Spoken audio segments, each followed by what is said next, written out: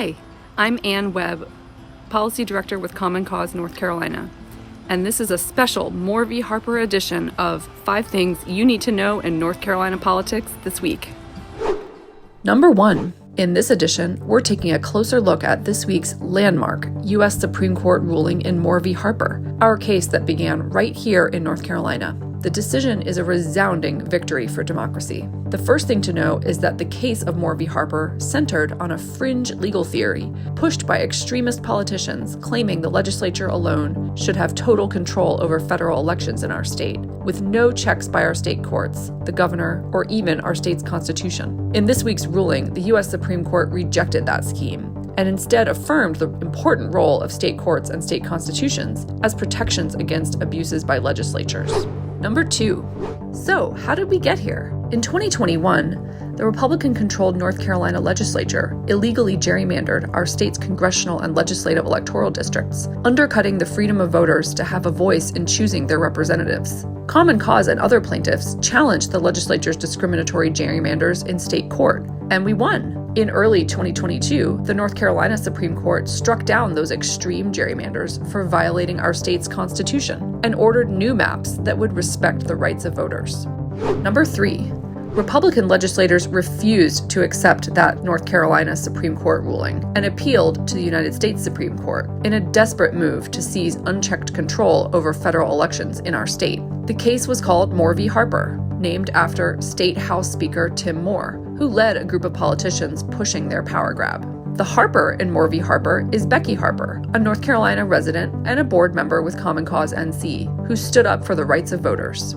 As our case headed to the U.S. Supreme Court, we launched the Map Our Future tour. We held town halls across North Carolina, reaching thousands of people and building public awareness of how this dangerous power grab by lawless lawmakers would be catastrophic for American democracy.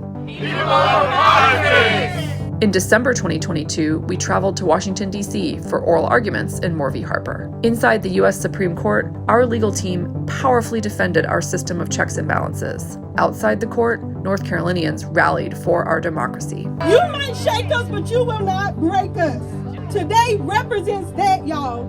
It takes all of us, everyone who is out here today, working together, fighting together, because when we do, we are a force that cannot be stopped. That's right. Number 4. Then came this week. What a great day it is for not only the people of North Carolina, but across the country, as no doubt you have heard the big news coming from the U.S. Supreme Court, our big win in that litigation called Moore v. Harper. On Tuesday, the U.S. Supreme Court issued a landmark decision in Moore v. Harper. It was a victory for our democracy. In a 6-3 ruling written by Chief Justice John Roberts, the court firmly rejected the attempted power grab by North Carolina legislators. This historic decision made clear that state courts and state constitutions should serve as a check against abuses of power by legislators, including when it comes to gerrymandering of our voting maps. The lesson of today's case in Moore v. Harper is that everyday people showing up and speaking out matters, and that when we fight together, we win. Number 5. The ruling in Moore v. Harper is a huge win for our democracy. The decision stopped what would have been a disastrous dismantling of our democratic foundations. This is one of the most important rulings ever issued by our nation's highest court.